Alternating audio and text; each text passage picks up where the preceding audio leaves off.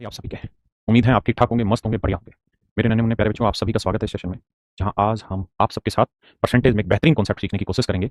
और ये कॉन्सेप्ट बहुत जरूरी है। लगभग लगभग एक सवाल हर चैप्टर में, नहीं हर एग्जाम में से पूछा जाता है। मोहित, शिवानी, सबीर, रामू, अजीत, डोभाल, अरे वाह मेरे प्यारे बच्चों, आप सभी को नमस्कार, आप सभी का स्वागत है। आइए मेरे दोस्तों, बिना कोई समय गवाए आपका और अपना सीधा पढ़ाई पर आता हूँ।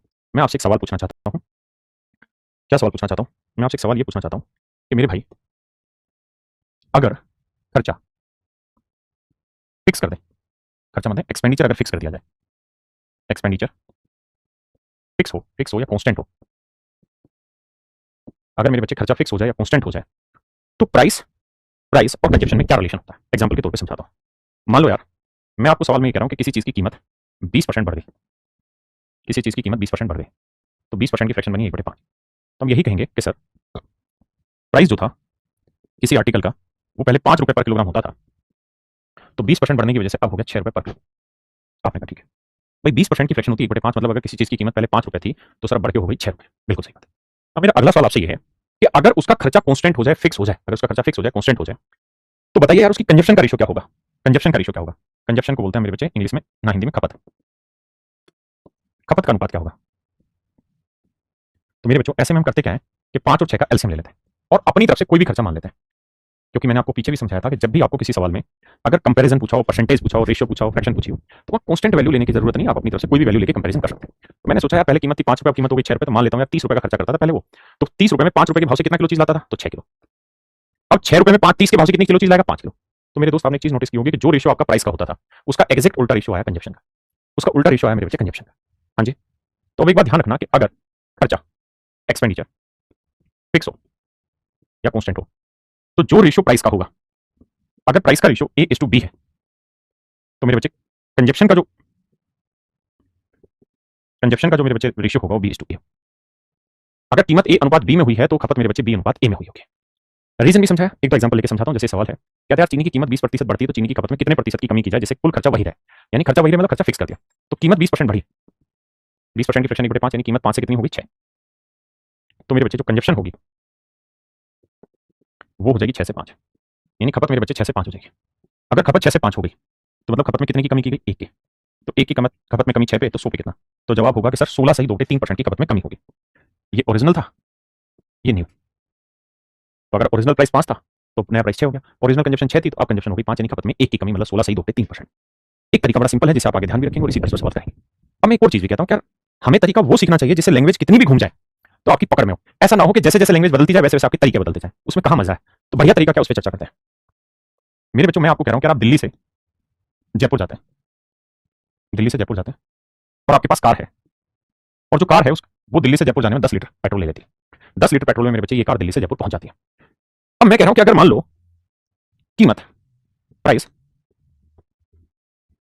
20% बढ़ गया, मान लीजिए अगर मेरे बच्चे कीमत 20% बढ़ गई, कीमत अगर 20% बढ़ गई, तो बताओ खर्चा कितना बढ़ जाएगा? तो आप कहेंगे कि देखो सर, अगर कीमत 20% बढ़ गई तो 20% की फ्रैक्शन 1/5, यानी अगर पहले 5 रुपए लीटर पेट्रोल था, 5 रुपए पर लीटर पेट्रोल था, तो सर अब जो पेट्रोल होगा वो 6 रुपए लीटर हो जाएगा। भाई जिस पेट्रोल की कीमत पहले 5 रुपए होती थी, अब वो पेट्रोल हो गया 6 रुपए का।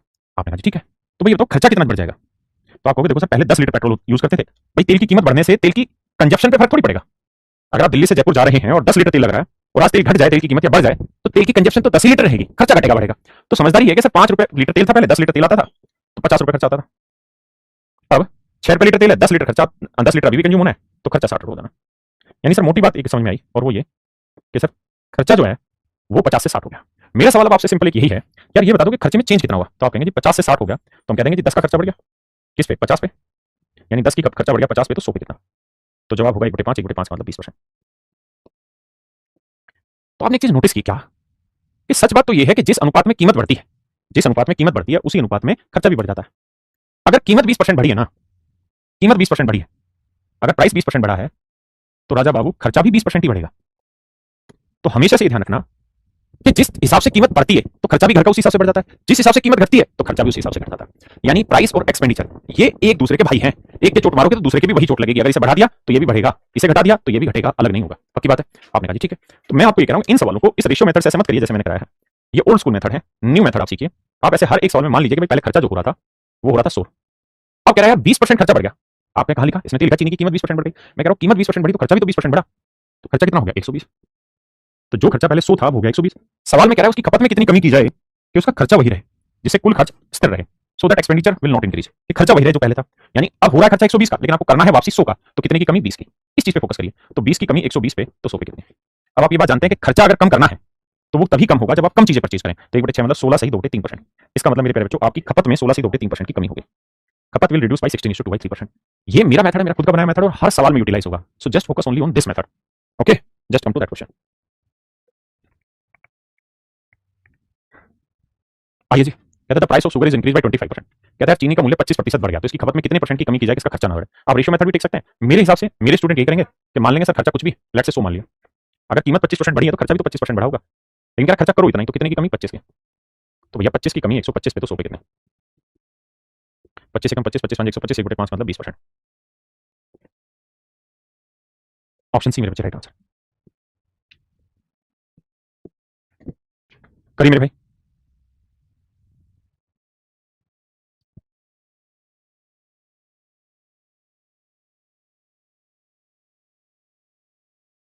देखिए मेरे भाई, सवाल में कह रहा था price of sugar is decrease bye 10%। चीनी की कीमत 10% घट गई, तो खर्चा मान लेना 100। कीमत 10% घट गई तो खर्चा हो गया 90। तो कह रहा है कंजप्शन में कितना इंक्रीज करके खर्चा उतना ही रहे, तो खर्चा उतना ही करना है, मतलब 100 ही करना है, तो 10 की बढ़ोतरी करनी होगी। 10 की बढ़ोतरी 90 पे, तो 100 पे कितनी। तो आंसर आएगा जी 11 सही 1/9%। आप रेशियो मेथड से भी कर सकते हैं जो शुरुआत में आपको सिखाया। कह रहा है चीनी की कीमत में 20% की कमी हो गई, तो खपत में कितने परसेंट की वृद्धि होगी ताकि खर्चा समान रहे। देखिए मेरे बच्चे, कहता है कीमत 20% घट गई तो खर्चा हो गया 100 से 80। तो कह रहा है कंजप्शन कितनी बढ़ाएंगे खर्चा उतना ही हो, यानी 100 ही करना है तो खपत बढ़ानी होगी 20 की। भाई 20 का खर्चा बढ़ा हो गया 80 पे, तो 100 पे कितना। बहुत सिंपल सटीक सा 1/4 मतलब 25%। भाई बेसिक सी बात है। अगर कीमत घट गई तो खर्चा घटा। अब कोई आपसे कहे कि नहीं खर्चा बढ़ाओ, तो बढ़ेगा कैसे। फालतू चीजें खरीद के, जो फालतू खरीद रहे हो दैट इज कॉल्ड कंजप्शन, है ना। आइए जी आगे।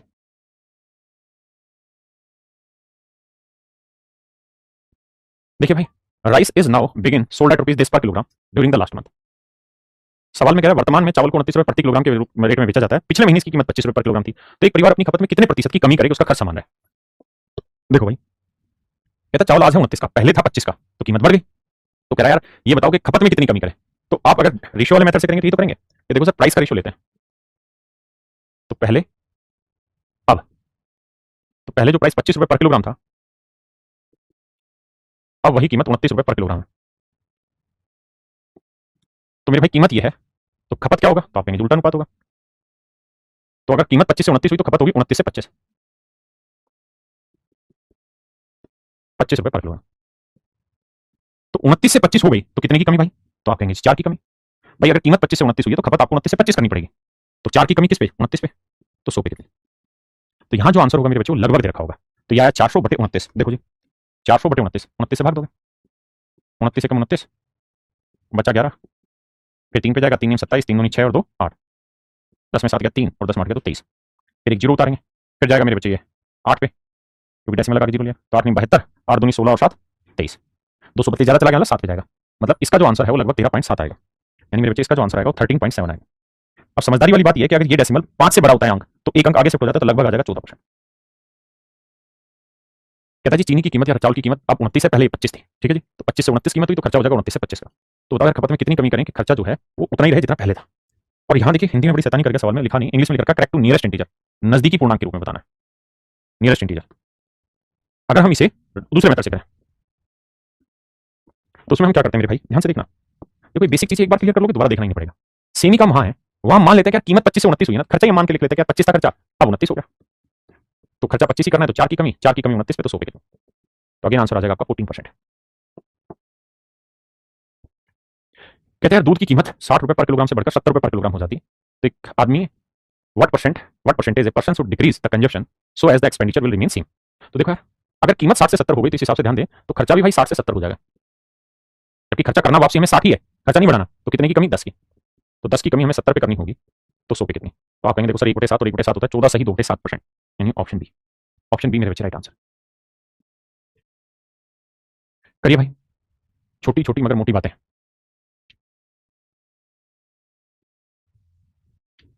देखिए भाई सवाल में कह रहा था price of sugar is increase bye 20%। चीनी के दाम में 20% वृद्धि हो जाती है। यदि चीनी का खर्च को पूर्ववत रखना है तो कटौती के बाद खपत में कमी तथा आरंभिक खपत का अनुपात याद करें। देखो यार अगर मेरे बच्चे में प्राइस की बात करूं तो सवाल में कह रहा है भाई कीमत 20% बढ़ गई,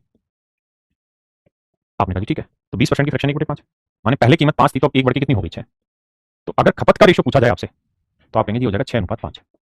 अब हमसे जानना है सवाल में क्या पूछा है, हमसे ये पूछा है find the ratio between the reduction in consumption. कहता खपत में कितनी कमी हुई, तो 6 से 5 हो गई तो 1 की कमी, तो 1 अनुपात, एंड द ओरिजिनल कंजप्शन, और मूल खपत, तो मूल खपत तो 6 थी, 6। तो मेरे बच्चे मेरा राइट आंसर होगा 1:6, यानी ऑप्शन सी। ऑप्शन सी मेरे बच्चे मेरा करेक्ट आंसर होगा।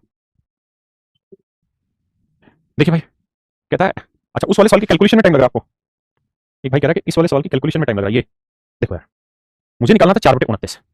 देखिए यार, कैलकुलेशन को जल्दी सोल्व करना है तो एक बात बताना, मान लो अगर 29 की जगह 28 लिखा रहता तो 4 एकम 4, 4 7 28, 1/7, और 1/7 होता 14 सही 2/7%।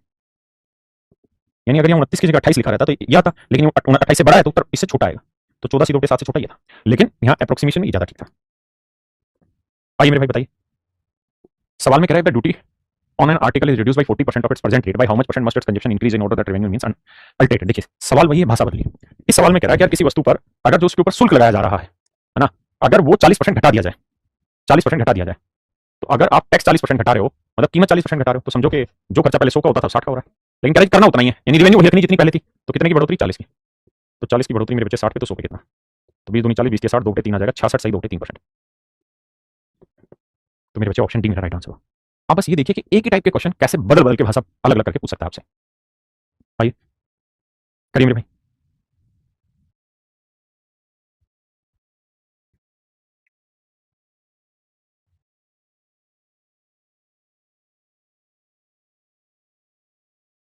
कह रहा है यदि कायद की लंबाई को 50% बढ़ाया जाता है तो इसकी चौड़ाई को कितना कम किया जाना चाहिए जिससे कि उसका क्षेत्रफल अपरिवर्तित रहे। देखो मेरे भाई, एक लॉजिक समझना, रेक्टेंगल का एरिया होता है लेंथ इंटू ब्रेड्थ।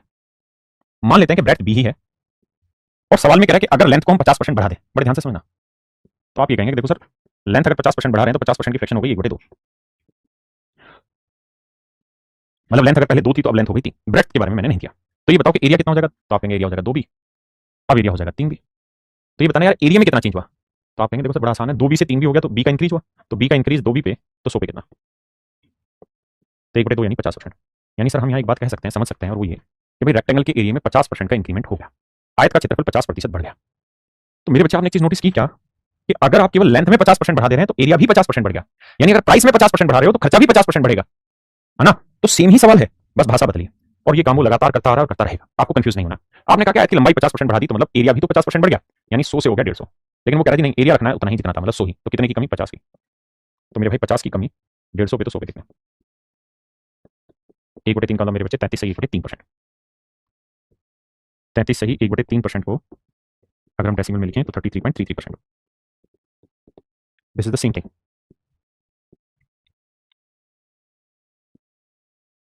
देखिए सेम ही चीज है, लैंग्वेज बदलेगा, और मेरा उद्देश्य ये है कि एक बार जो बच्चा मुझसे पढ़ ले वो ऐसी हर लैंग्वेज पे कमांड बना ले। कह रहे यार अगर किसी आर्टिकल की कीमत पहले 3% घट जाए तो वापसी कीमत लाने के लिए कितना परसेंट इंक्रीज करना होगा, तो आप ये कहेंगे देखो सर 100 से 3% घट गई तो 97 हो गई। आप कह रहे हैं यार वापसी 100 पे लाओ तो 3 का बढ़ाना होगा, लेकिन इस बार ध्यान देना सर 3 की वृद्धि होगी 97 पे, तो 100 पे कितने। देखिए सर पहली चीज तो ये कि थोड़ा सा दिमाग दौड़ा लो, अगर मान लो यहाँ 97 की जगह 99 लिखा होता तो 3 एकम 3 1/30 आ जाता, 1/33 आ जाता, हाँ है ना, मेरी बात समझ पा रहे हो कि नहीं। अगर यहाँ 97 की जगह 99 लिखा रहता है, चलो मान लेते हैं हम ये बात अपने को नहीं पल्ले पड़ रही, तो गुना तो कर ही सकते हैं, तो आप लिखोगे 300/97। अब सोचो कि अगर यहाँ 100 लिखा होता तो 100 से 300 को काटते आंसर आता 3, लेकिन यहाँ तो 100 से छोटा है तो इसका आंसर आएगा 3 से बड़ा, तो 3 तो आंसर नहीं होगा, ये बहुत बड़ा है, ये बहुत छोटा है 3 से, तो ऑप्शन सी मेरा राइट आंसर।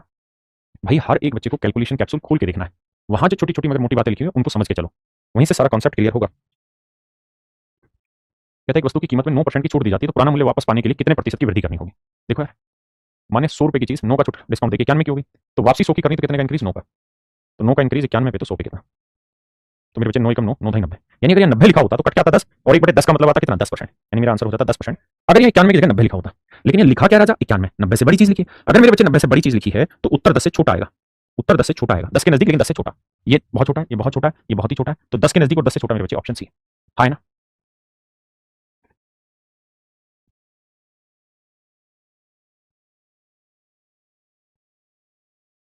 देखिए भाई, the price of an article is cut by 24%। कहता है किसी वस्तु की कीमत 24% छोड़ दी जाती है, तो मैंने 100 की चीज 24 की छूट दो के 76 में बेची, तो कहता है वापसी से आने के लिए कितना परसेंट वृद्धि करना होगा, तो 24 का इंक्रीज करना होगा भाई, 24 का इंक्रीज 76 पे, तो 100 पे बताओ। देखो अगर थोड़ा बहुत दिमाग में और आप मिलकर दौड़ाएं तो हम ये बात जानते हैं कि सर अगर यहाँ 76 की जगह 72 लिखा होता तो 24 एकम 24, 24 3 72 1/3 आता, और 1/3 का मतलब आंसर आता 33 से 1/3%।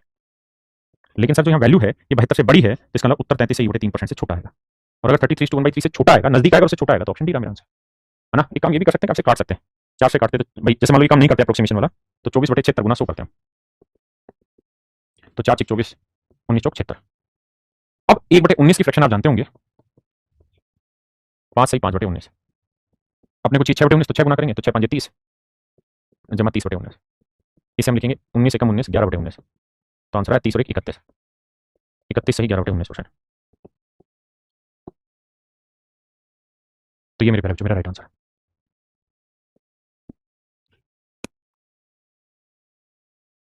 आइए भाई, कह रहा है यदि पेट्रोल की कीमत में 7% की वृद्धि होती है, यानी खर्चा 100 से हो गया 107, तो कहता है उसके खर्चे को अनचेंज रखने के लिए खपत में कितनी वृद्धि करनी पड़ेगी। सेम ही चीज कि सर कमी करनी पड़ेगी, यानी 7 की कमी। देखो थोड़ा अंदाजा लगाओ, 107 के आसपास कौन सा नंबर है जो 7 से भाग होगा, 7 एकम 7 3 बचा 7 5 35, यानी 105 तो भाग हो जाएगा, बिल्कुल करेक्ट है ना, वरना इतना बड़ा है नहीं, और ऑप्शन दूर दूर सीधा खेलते हैं। देखो कैसे कैसे ऐसे खेलो कि 700/107 आ गया। अब सीधी सी बात है, 107 को 7 से गुना तो कर नहीं पाएंगे, तो 6 पे जाएगा, तो 6 सही समथिंग आएगा, और 6 सही समथिंग एक ही ऑप्शन है, दैट इज ऑप्शन ए। भाई बात समझ रहे हो ना, 700/107 करोगे तो 107 से भाग दोगे, तो देखो कहां तक जा रहा है, तो आप कहोगे 107 को भाग देंगे तो 6 पे जा रहा है, यानी आंसर 6 पॉइंट आएगा, और 6 पॉइंट एक ही ऑप्शन है, दैट इज ऑप्शन ए। देखिए भैया, कह रहे यदि पेट्रोल की कीमत में 81% की वृद्धि हो जाती है, माने खर्चा 100 से 181 हो गया, तो कहता है खर्चा उतना ही रखने के लिए कितने परसेंट की कमी करें। तो भैया आप कहेंगे 81 की कमी करो सर, कितने पे, 181 पे, तो 100 पे कितना। अब आप एक चीज तो देखना कि सर ऑप्शन बहुत दूर दूर दे रखे हैं, अगर ऑप्शन दूर दूर है तो थोड़ा दिमाग दौड़ाओ, सोच लो 81 की जगह 80 है और यहाँ 181 की जगह 180, तो 0 से तो 0 निपटा, 2 चौक 8 2 18, या 4/9 और 1/9 होता है, 11 से 1/9 तो 4/9 हो जाएगा, 44 सही 4/9, यानी 44 पॉइंट समथिंग में मेरा आंसर जाएगा, और वो है मेरे बच्चे ऑप्शन डी, वो है ऑप्शन डी। देखो यार, एक वीडियो आप लोगों ने देखी होगी, मैंने अप्रोक्सीमेशन की एक वीडियो डाली हुई है कैलकुलेशन कैप्सूल में, उसको जरूर जाके देखना। अगर आप इसे एग्जैक्ट सोल्व करना चाहते हैं तो कैसे करें, अगर आप निकालना चाहते हैं 81/180 की वैल्यू,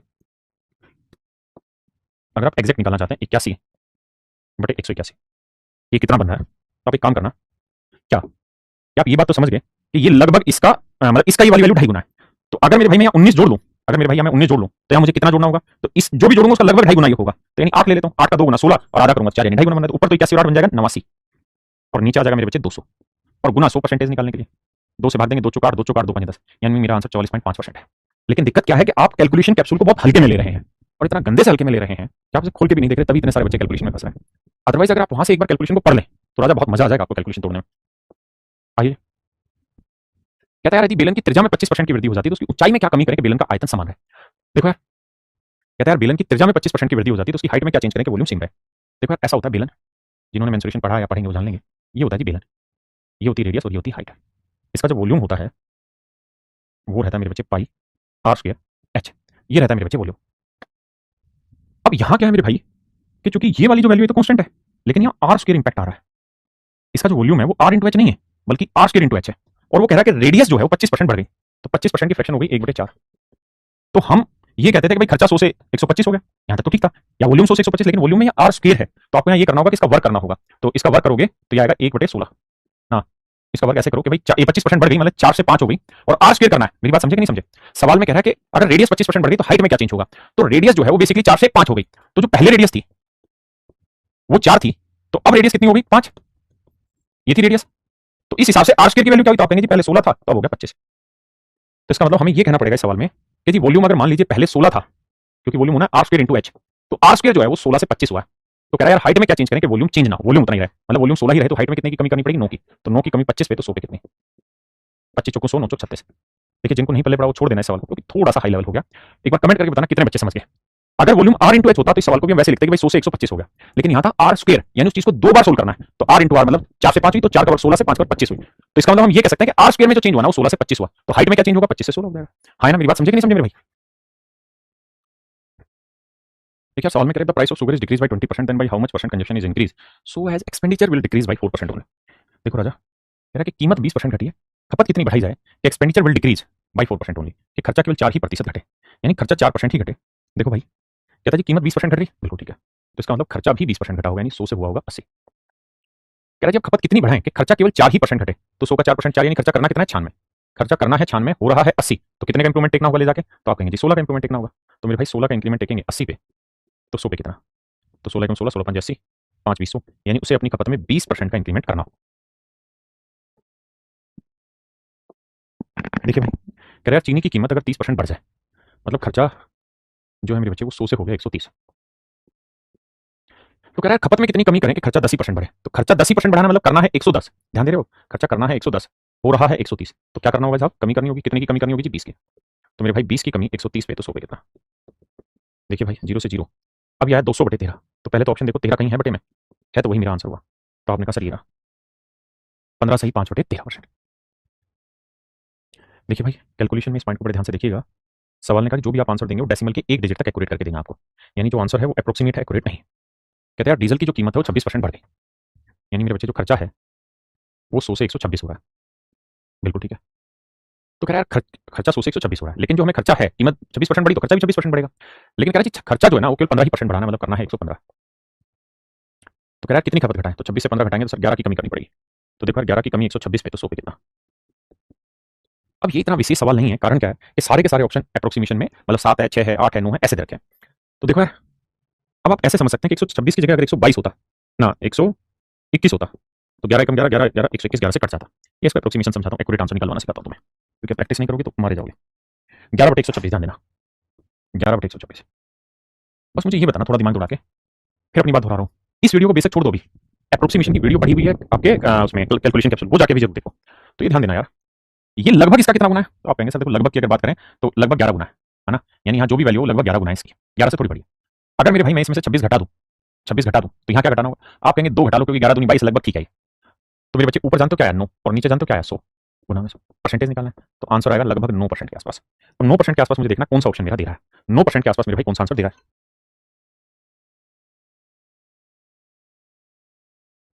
तो मेरे बच्चे ये 9 से बहुत दूर है, ये 9 से बहुत छोटा है, ये 9 से बड़ा हो गया, हमें उससे छोटा चाहिए था अप्रोक्सीमेशन में, तो 8.7%। दूसरा ये तो था अप्रोक्सीमेशन के थ्रू मदद करने का।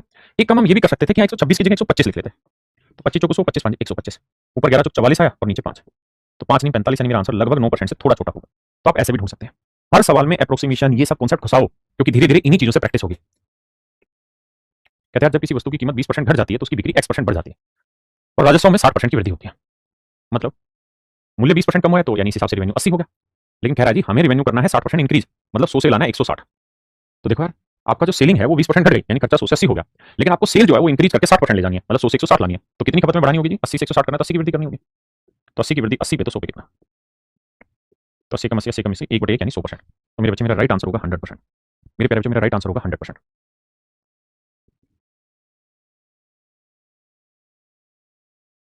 कह रहे the price of A petrol is increase bye 19%। कहता है कि तेल की कीमत 19% बढ़ गई, यानी मेरे बच्चों खर्चा 100 से हो गया 119। तो सुनीता पेट्रोल पर अतिरिक्त रूप से केवल 12% खर्च करना चाहती है, वो खर्च करना चाहती है 12% ज्यादा, यानी 112 हो रहा है 119, करना चाहती है 112, तो कितने की कमी करनी होगी सर? 7 की। तो 7 की कमी 119 पे, तो 100 पे कितना? आप कहेंगे सर ये ज्यादा आसान है, क्यों? क्योंकि 7 कम 7 17 7 119, 1/17 1/17 की फ्रैक्शन होती है 5 सही 15/17। अगर आप ध्यान दें, थोड़ी सी समझदारी का अगर उदाहरण दे पाए यहाँ, तो देखिएगा कि 5 सही 15/17 है। 15/17 का मतलब ना कि 17 के जस्ट नजदीक है। अगर जस्ट नजदीक है 17 के, तो इसका मतलब इसका जो आंसर होगा 6% के आस।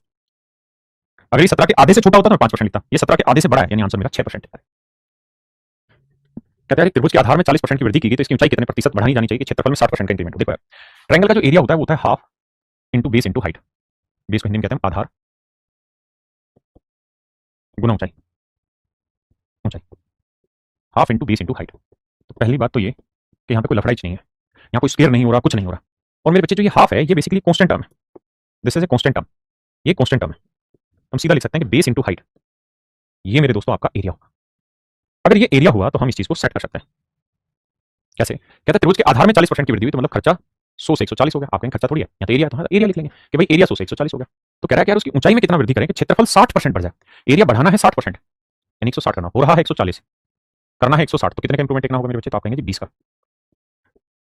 तो 20 का इंक्रीमेंट 140 पे, तो 100 पे कितना? 20 कम 20 20 7 140, 1/7, 1/7 होता है सर 14 सही 2/7%। ये हुआ मेरे बच्चे 14 सही 2/7%, यानी ऑप्शन ए मेरा राइट आंसर। ऑप्शन ए मेरे प्यारे बच्चों राइट आंसर। देखिए मेरे भाई, सवाल में कह रहा है चीनी का मूल्य 20% बढ़ जाता है, तो कितने किलोग्राम खपत कम होनी चाहिए जिससे कुल खर्चा 5% ही बढ़े, जबकि वास्तविक खपत 280 किलोग्राम चीनी है। यहाँ एक लेवल बढ़ गया है, चीजें थोड़ी सी और एक्सप्लेन हो गई, समझिए। कहते हैं चीनी की कीमत 20% बढ़ जाती है, मतलब हम ये कह सकते हैं कि खर्चा जो है वो 100 से 120 हो रहा है। आपने कहा ठीक है, लेकिन कहता है कुल खर्चा 5% बढ़ना चाहिए, मतलब 105 होना चाहिए। तो खर्चा हो रहा है 120, करना है 105, कितने की कमी? 15 की कमी। तो 15 की कमी 120 पे, तो 100 पे कितनी? 1/8, 1/8 का मतलब 12.5%। यानी हम ये कह सकते हैं कि सर उसे अपनी खपत में 12.5% की कमी करनी होगी। अब तक मेरे बच्चों यही चीज वो परसेंटेज में पूछ रहा था कि भाई बताइए उसे अपनी खपत में कितने की कमी करनी पड़ेगी। यहां पे इस सवाल में क्या हुआ, उसी चीज को वो एक्चुअल में पूछ रहा है। कहता है अगर ओरिजिनल कंजप्शन,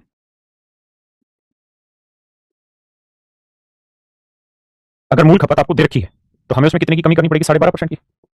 मूल खपत है मेरे बच्चे 280 किलो, हमें 12.5% की कमी यानी 1/8 की कमी, 8 या 24, 8 5 40, मतलब हमें उसे उसकी खपत में 35 किलो की कमी करनी होगी। कितने की जी? 35 किलो। अच्छा, हम यहाँ फ्रैक्शन बनाई, फिर हमने परसेंटेज बनाई, फिर परसेंटेज से फ्रैक्शन बनाई। तो ज्यादा आसान बात ये नहीं है कि हम सीधी फ्रैक्शन लेके सोल्व करें सवाल को। भाई हमारे पास 1/8 आ गया, 1/8 का मतलब ये हुआ कि नीचे वाली वैल्यू ओरिजिनल कंजप्शन को रिप्रेजेंट करेगी, कंजप्शन को रिप्रेजेंट करेगी, तो ये खपत में कमी या वृद्धि को रिप्रेजेंट करेगी। तो 8 यूनिट रिप्रेजेंट कर रहा है 280 किलो, तो 1 यूनिट की वैल्यू भाग देंगे, तो 1 यूनिट की वैल्यू 35, तो 1 यूनिट की वैल्यू 35 किलो, मतलब उसकी खपत में 35 किलो की कमी करनी होगी। सीधा आंसर है। आइए जी, कहता है price of sugar is increase bye 30%, चीनी की कीमत 30% बढ़ गई, माने खर्चा हो गया 100 से 130।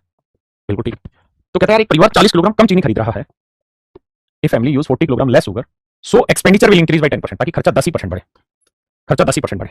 तो खर्चा 10% बढ़ाना है तो खर्चा करना है 110, हो रहा है 130, तो कितने की कमी करनी होगी? 20 की। तो मेरे बच्चे 20 की कमी 130 पे, तो 100 पे कितनी?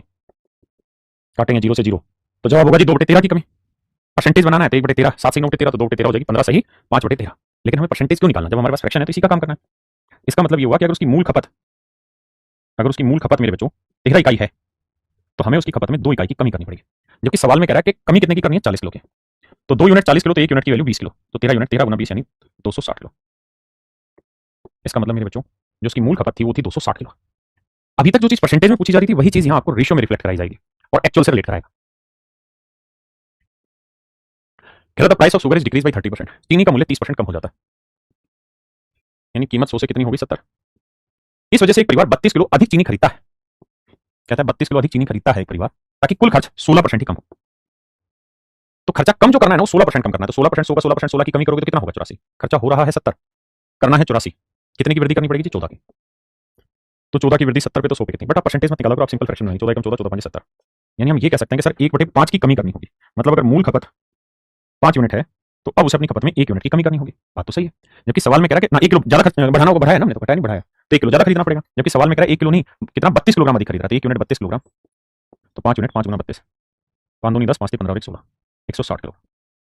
लेकिन हमसे उसने क्या पूछा? मूल खपत पूछी नहीं, उसने कहा करंट कंजप्शन बताओ कितनी है। तो मेरे बच्चों मूल खपत थी 160, अब 32 किलो फालतू खरीद रहा है, तो अब खरीद रहा है 192 किलो, यानी मेरे बच्चे करंट कंजप्शन जो हो गई वो 192 किलो होगी।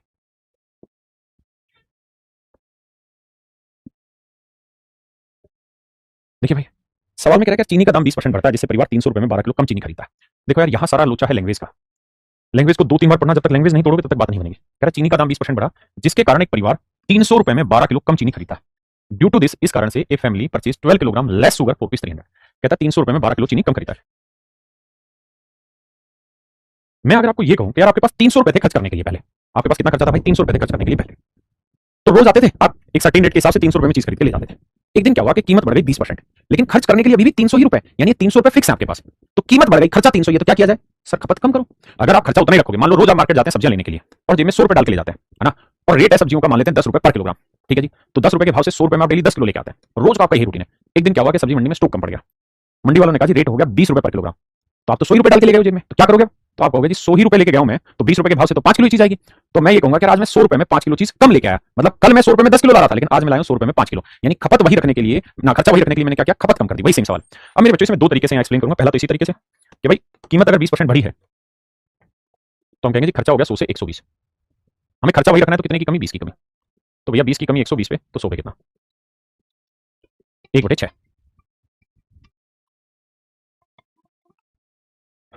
तो हम ये कहेंगे कि यार अगर मूल खपत 6 है, मूल खपत मेरे बच्चों अगर 6 है, मूल खपत अगर 6 इकाई है, तो अब आपकी खपत 1 यूनिट बढ़ गई ना, 1 यूनिट घट रही, माफ करिए, बिल्कुल ठीक है, 1 यूनिट घट रही है। जबकि सवाल में कह रहा है कि 300 रुपए में 12 किलो चीनी कम खरीद रहा है, तो 1 यूनिट रिप्रेजेंट कर रहा है 12 किलो, तो 6 यूनिट रिप्रेजेंट करेगा 12 से 72 किलो।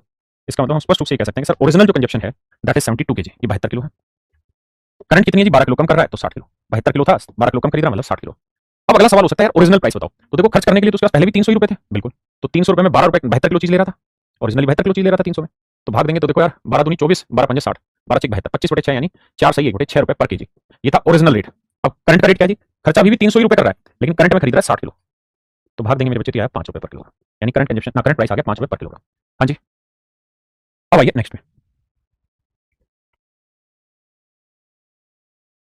देखिए यार, सवाल में कह रहा है कि भाई चीनी की कीमत 20% घट गई, इस वजह से एक परिवार 400 रुपए में 20 किलोग्राम अधिक चीनी खरीद रहा है। Due to this family purchase 20 kilogram more sugar for rupees 400। देखो बाबू, ध्यान से देखिए, कह रहा है यार खर्चा पहले भी 400 था, खर्चा आज भी 400 है, बस कीमत घट गई तो चीजें फालतू खरीदना शुरू कर दिया। तो मान लेते हैं मेरे भाई खर्चा है 100, अगर कीमत 20% बढ़ गई ना घट गई तो खर्चा हो गया जी 80। तो कितने का इंक्रीमेंट करना पड़ेगा जी? 20 का। तो मेरे प्यारे बच्चों 20 का इंक्रीमेंट होगा 80 पे, तो 100 पे कितना है? 20 एकम 20, 20 चौक 80, 1/4। तो हम कह देंगे जी 1/4 की बढ़त करनी पड़ेगी, यानी मूल खपत 4 इकाई है, तो अब उसे अपनी खपत में 1 इकाई की वृद्धि करनी पड़ेगी। जबकि सवाल में कह रहा है जी 1 इकाई नहीं, पूरा 20 किलो चीज फालतू ले रहा है, 20 केजी। तो 1 यूनिट रिप्रेजेंट कर रहा है 20 किलोग्राम को, तो 4 यूनिट 4 गुना 20, इसको दूसरे तरीके से समझाऊंगा 80 केजी। इसका मतलब ओरिजिनल जो कंजप्शन है मेरे भाई 80 किलो है, तो अब पहले से 20 किलो ज्यादा ले रहा है, तो करंट कंजप्शन 100 किलो है। ओरिजिनल प्राइस पूछे तो भैया 400 रुपए में 80 किलो चीज ले रहे थे हम, तो मतलब मेरे बच्चे 1 किलो का रेट आया 5 रुपए पर केजी। और करंट कंजप्शन पूछे तो भैया 400 रुपए में अब ले रहा है 100 किलो, तो मेरे भाई करंट प्राइस आ गया 4 रुपए पर किलोग्राम। एक तरीका तो है ये वाला मेरे भाई, और मैं इसको समझाता हूं दूसरे तरीके से। जैसे इसी सवाल पे आना यार, मेरे बच्चों सवाल में ये कह रहा है कि भाई एक आदमी के पास 300 रुपए थे, ठीक है जी, रोज 300 रुपए लेके मार्केट जाता था, लेकिन आज क्या हुआ? आज जब मार्केट गया तो उसे पता चला कि भाई 20% कीमत बढ़ गई। अगर कीमत 20% बढ़ गई तो इसका मतलब ये है कि उसके पास 60 रुपए और खर्चे के होने चाहिए थे। अगर आप उतनी चीजें लेना चाहते हैं जितनी पहले ले रहे थे, तो उस हिसाब से आज आपको 300 रुपए नहीं बल्कि 300 से 20% ज्यादा, मतलब 360 रुपए की जरूरत है। मतलब 60 रुपए की आज आपको जरूरत है। आपने कहा ठीक है, अगर 60 रुपए की जरूरत है तो मतलब 60 रुपए नहीं आपके पास, आपके पास तो 300 ही है। तो इस 60 रुपए की वजह से मेरे भाई ऐसा हुआ कि आप इस 60 रुपए की वजह से मेरे बच्चे ऐसा हुआ कि आप 12 किलो चीनी फालतू खरीद ना 12 किलो चीनी कम खरीद रहे हैं, यानी 60 रुपए ना होने की वजह से आप 12 किलो चीज नहीं ले रहे, मतलब रेट आया 5 रुपए पर किलोग्राम। मतलब मेरे बच्चे हम ये कह सकते हैं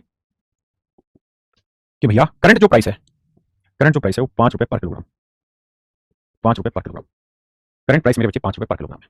तो बताओ यार ओरिजिनल प्राइस क्या होगा?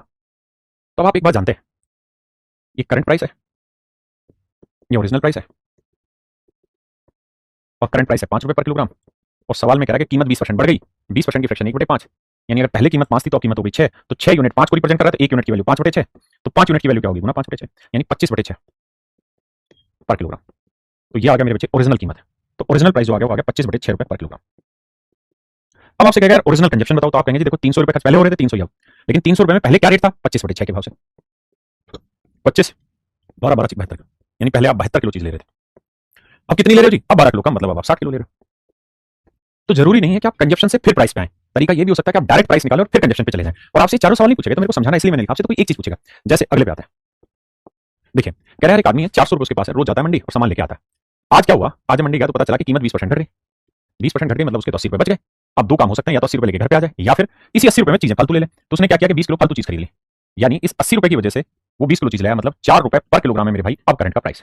तो करंट प्राइस है 4 रुपए पर केजी करंट। तो मेरे बच्चे करंट कंजप्शन क्या होगी? तो 400/4, क्योंकि करंट में 4 रुपए रेट है, तो हम कह देंगे जी 100 किलो चीज करंट में खरीद रहा है, और पहले से 20 किलो अधिक खरीद रहा है, तो इसका मतलब ओरिजिनली खरीद रहा होगा 80 किलो, तभी तो 100 हुआ ओरिजिनल में 20 जोड़ के। अगर कहे यार ओरिजिनल प्राइस बताओ, तो आप इससे भी निकाल सकते हो, और ओरिजिनल निकालना है तो 400/80 कर दो, क्योंकि ओरिजिनली तो 80 किलो खरीद रहा था। तो ये हम पे डिपेंड करेगा कि किस जगह पे हम कौन सा मेथड यूज करेंगे। जैसे सवाल पर फोकस करिए और जवाब दीजिए। कहता है the price of a pen decrease by 20%, then a man can buy 10 more pen for ₹100। What is the new price of each pen? यहां उसने सीधा प्राइस पूछ लिया, तो मैं दूसरा मेथड लगाऊंगा कि भाई 100 रुपए थे उसके पास, रोज 100 रुपए लेके पेन लेने जाता था, आज जब मार्केट गया तो पता चला कीमत 20% घट गई, तो 100 का 20% 20, यानी उसके पास 20 रुपए एक्स्ट्रा आ गए। जैसे ही कीमत घटेगी, जैसे मेरे बच्चे कीमत घटेगी, तो आपके पास पैसा फालतू आएगा ना, आप बचेगा 20 रुपए आपके पास फालतू। अब दो तरीके हैं, या तो आप इस पैसे को लेके मार्केट घूम लो और चीजें ले लो, तो उसने यही किया कि उसने 10 चीज और फालतू खरीद ली, मतलब अब उसने 10 कलम 20 रुपए में खरीदी, मतलब एक कलम की कीमत है 2 रुपए, 2 रुपए पर कलम, यानी ऑप्शन बी। ठीक है जी।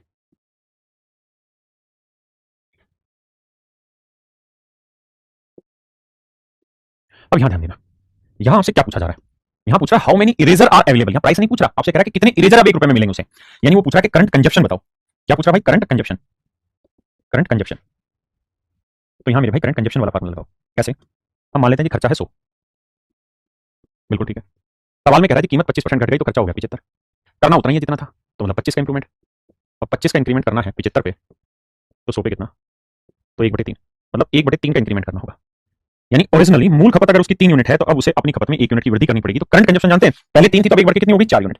जबकि सवाल में कह रहा है कि अब 1 रुपए में 2 रबड़ अधिक खरीद रहा है, तो 1 यूनिट 2 रबड़ को रिप्रेजेंट कर रहा है, तो 1 यूनिट 2 तो 4 यूनिट हो जाएगा भाई, 4 दूनी 8, मतलब करंट में वो 8 रबड़ खरीद रहा है, ओरिजिनली 3 दूनी 6 रबड़ खरीद रहा था।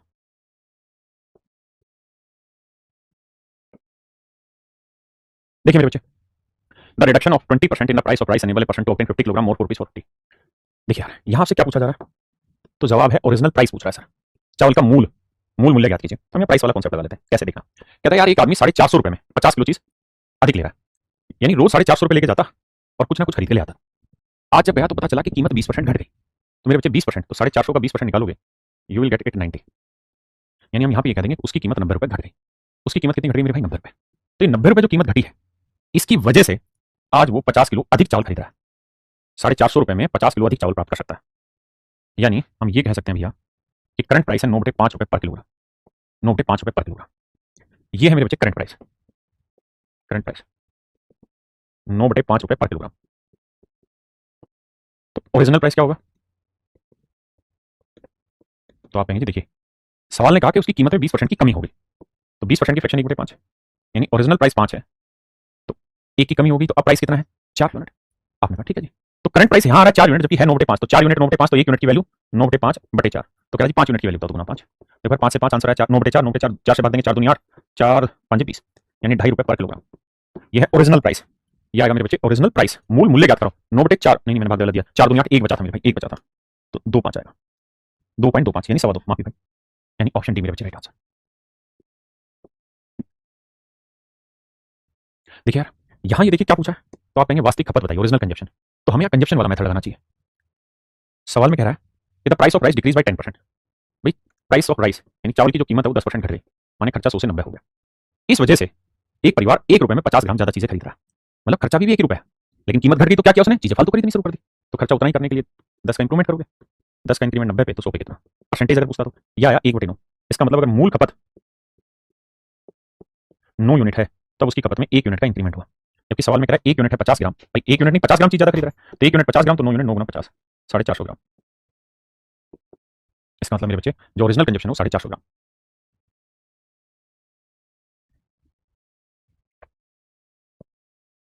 देखिए तो सवाल में कह रहा है, कह रहा है उस चीज पे मेथड करो, पूछा करंट प्राइस वर्तमान कीमत, तो प्राइस वाला मेथड यूज करेंगे। कह रहा भाई 100 रुपए थे एक परिवार के पास, रोज जाता था और 100 रुपए में चीजें खरीद के लाता था।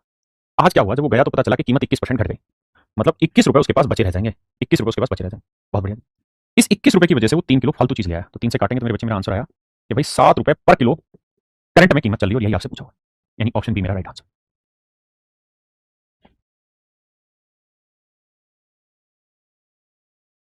देखिए भाई सवाल में कह रहा चीनी की कीमत में 20% की कमी हो जाती है, तो एक आदमी अब 36 रुपए में 500 ग्राम चीनी अधिक खरीदता है। तो हमसे पूछा कहा बानी कि ओरिजिनल प्राइस बताइए, कहते हैं यार मूल कीमत बताइए या आरंभिक कीमत बताइए क्या। आप कर दोनों ही तरीके से सकते हैं, कोई आपत्ति नहीं है, मैं कीमत वाला ही लेता हूँ। यार 36 रुपए पहले थे, 36 रुपए अब है, लेके रोज आता था, आज आया तो पता चला कि कीमत 20% घट गई। 20% का मतलब मेरे भाई 7.2 रुपए 7.2 रुपए उसके पास फालतू आ गए। भाई 36 का 20% निकालेंगे तो 7.2 आए, यानी जितने पैसे उसके पास पहले से थे अब उससे 7.2 रुपए ज्यादा बच गए उसके पास, क्योंकि कीमत घट गई। इस वजह से वो आधा किलो चीनी फालतू खरीद लेता है। 500 ग्राम का मतलब आधा किलो चीनी फालतू खरीद लेता है, यानी 7.2 रुपए की वजह से वो आधा किलो चीज खरीद रहा है। 2 के ऊपर ले जाएंगे तो आएगा 14.4। ये आया मेरे बच्चे 14.4 रुपए पर केजी करंट प्राइस। क्या है मेरे भाई, करंट प्राइस है। तो current price, this is original price. Current price जो है मेरे बच्चे वो है 14.4 रुपए पर केजी। और सवाल ने कहा था कि भाई कीमत 20% घट गई। सर उसमें लिखा ना price of sugar is reduce by 20%, तो 20% की फ्रैक्शन 1/5, यानी कीमत 5 थी तो 1 घट के कितनी हो गई 4, और 4 यूनिट की वैल्यू दे रखी है, तो 4 यूनिट रिप्रेजेंट कर रहा है इसे, तो 1 यूनिट की वैल्यू इतनी, तो 5 यूनिट की वैल्यू कितनी।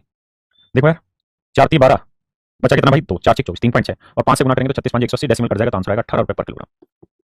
यानी ओरिजिनल जो प्राइस है मेरे बच्चे 18 रुपए पर केजी होगा, 18 रुपए पर किलोग्राम होगा। ये होगा मेरे भाई ओरिजिनल प्राइस।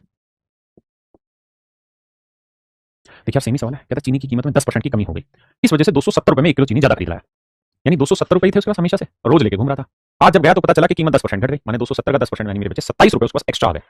फिर क्या किया, इस 27 रुपए की वजह से उसने 1 किलो चीनी एक्स्ट्रा खरीद ली, यानी 1 किलो चीनी 27 रुपए की है, तो मतलब करंट प्राइस जो है वो 27 रुपए पर केजी पर किलोग्राम। यानी मेरे बच्चे हम ये कह सकते हैं कि सर करंट प्राइस जो है it is 27 rupees per kilogram, और कीमत उसने कहा था कि 10% घट गई। तो भैया ऐसे देखो कि 10% की फ्रैक्शन 1/10, मतलब अगर ओरिजिनल प्राइस 10 यूनिट है तो एक कीमत घट गई, तो घटती कितनी होगी करंट में 9, तो 9 यूनिट 27, 1 यूनिट 3, तो 10 यूनिट 10 गुना 3 यानी 30। तो मतलब मेरे बच्चे जो ओरिजिनल प्राइस है वो उसका 30 किलोग्राम है ना, 30 रुपए पर किलोग्राम है, 30 रुपए पर किलोग्राम, माफी चाहता हूँ, ओरिजिनल प्राइस 30 रुपए पर किलोग्राम। तो ये मेरे बच्चे आपका आंसर है। हाँ है ना, क्या आप मेरी बात समझ पाए कि नहीं समझ पाए। तो चलिए मेरे प्यारे बच्चों आज के लिए इतना ही रखते हैं, ये क्लास यहाँ पूरी तरह खत्म हुई, उम्मीद है आपको मजा आया होगा पढ़ के। नमस्कार, धन्यवाद, thank you, have a nice day, thank you.